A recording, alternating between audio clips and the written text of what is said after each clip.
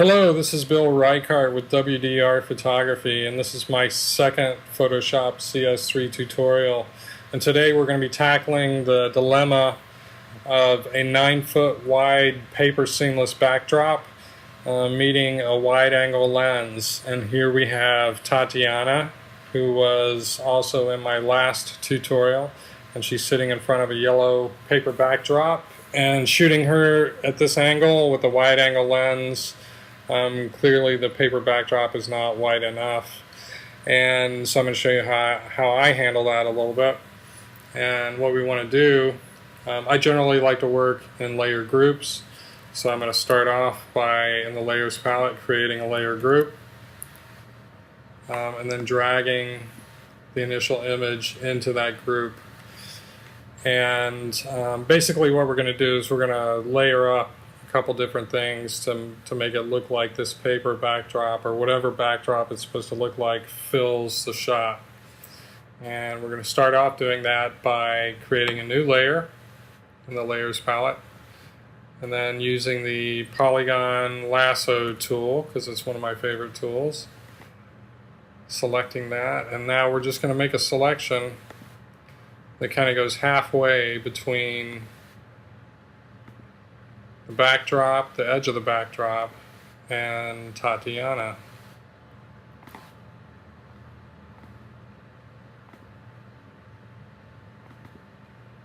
And now we have a selection.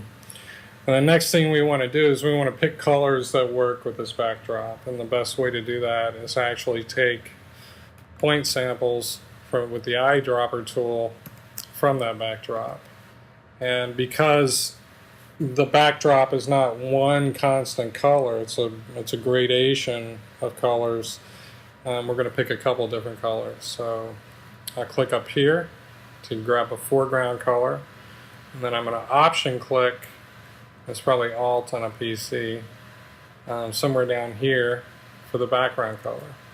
So you can now see over here that our two colors are set according to what we've sampled.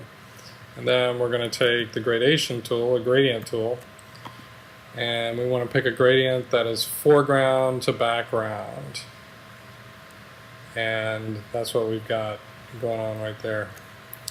And then I'm just going to click and drag from top to bottom. And then I'll deselect that, and you can see how we've painted in our layer this way. And I like the colors of that, but obviously it looks like a cutout, so what we're going to try and do is blur that now. And we're going to make it about 170 pixels. So that looks pretty good.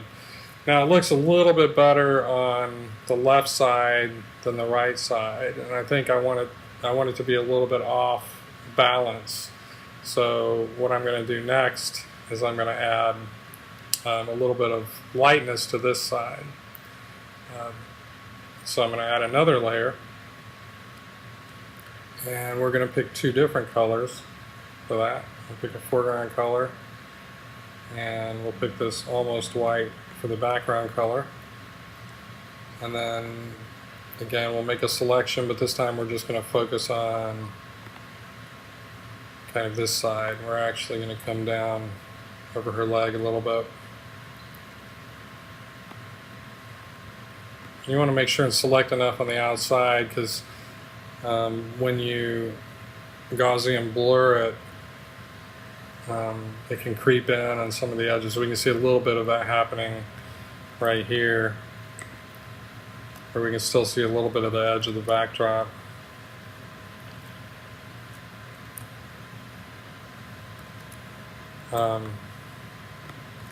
So let's go ahead and take our gradation tool on that layer. We're going to gradate down like that, and we're going to blur it just the same way we did before.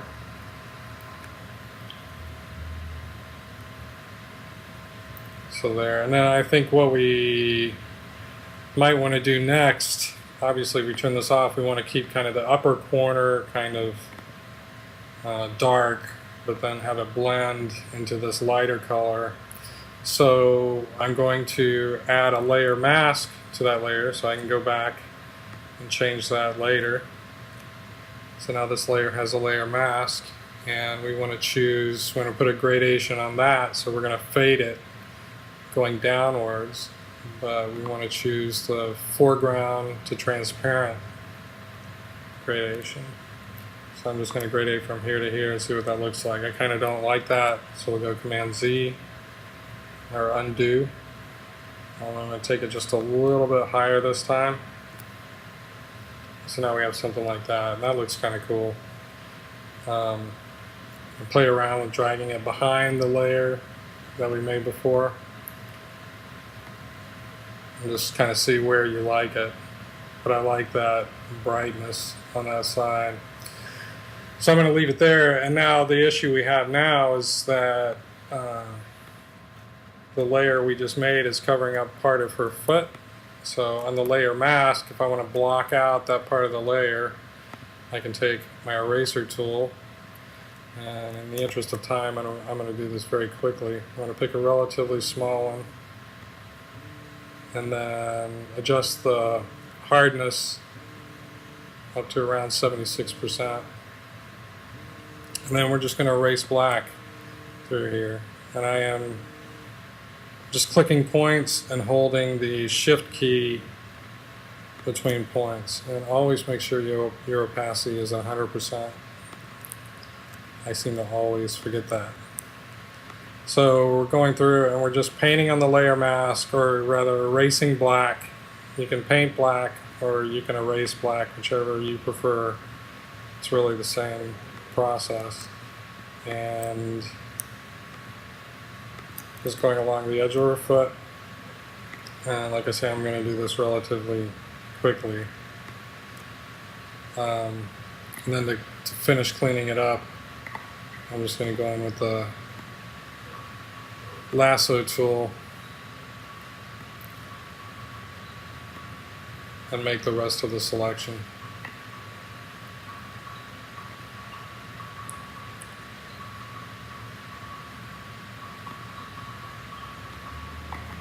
And then delete that.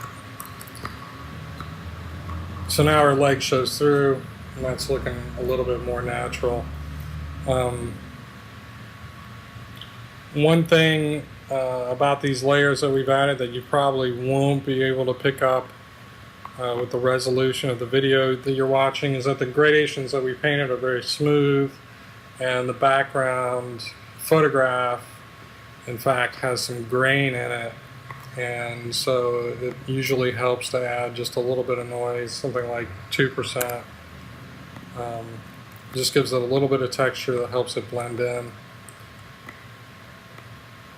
And so I'm going to do that on both layers. And you want to make sure and do that after you blur the layer, because if you blur the layer after you've added the noise, then you blur the noise. And that's not really what we're going for here. So now we have this thing kind of cleaned up to the point that it's almost believable. And I'm going to collapse that group, and I'm actually going to right click and say duplicate that group, and then merge that group. And so now we have this image all merged together, and I'm going to show you just real quickly how I would finish that out. I would duplicate that layer, and what I want to do is kind of give it a little bit of a vignette feel, a little bit of darkness around the edges, especially up in this corner and up in this corner a little bit. So I'm just simply going to change the blending mode to multiply. And I generally, Photoshop has a vignette tool, but I generally like to layer up images because it darkens the images just a little bit differently than just kind of making something dark or something black. There are a lot of different ways you can do this, and this is just the way I do it. So now I've got this layer, which is multiplying on top of the layer below it, and I want to just mask that out.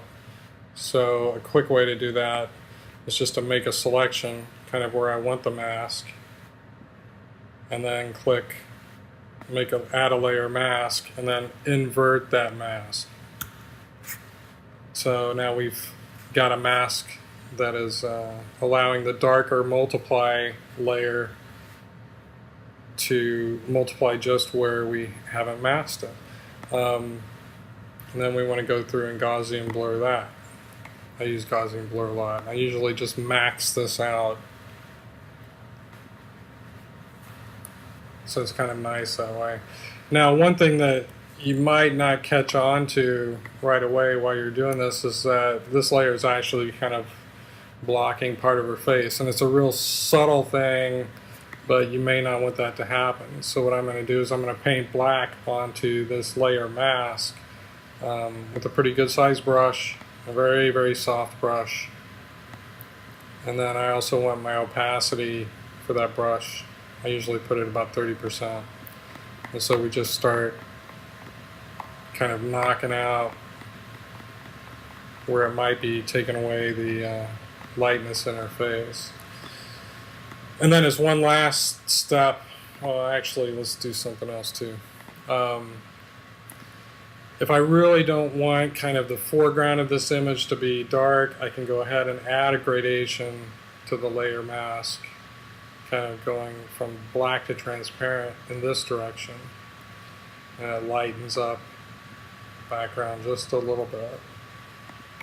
And we can look at, that's what the layer mask looks like. So this layer that is multiplying is only showing through where the layer mask is white. You can even see a little bit of where we masked out over her face. And then probably the kind of the last touch I would do, we covered adjustment layers in the last tutorial, so I'm going to create a new levels layer, and what I want to try and do is just lighten up where her face is a little bit. So I'm going to look at it here and probably bring in the darks for that a little bit. And because this layer mask is white, it's adjusting everything below it.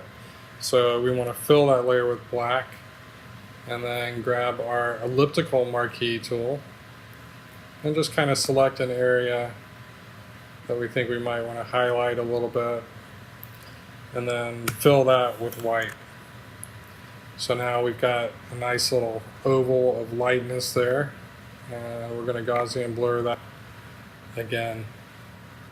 So that's a real subtle thing that you're not even really going to notice until you turn it off. When you turn it off, turn it on, and then turn it off, you can tell the difference.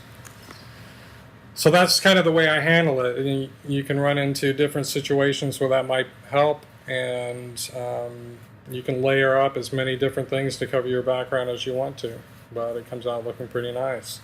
So thanks for watching, and I will see you next time.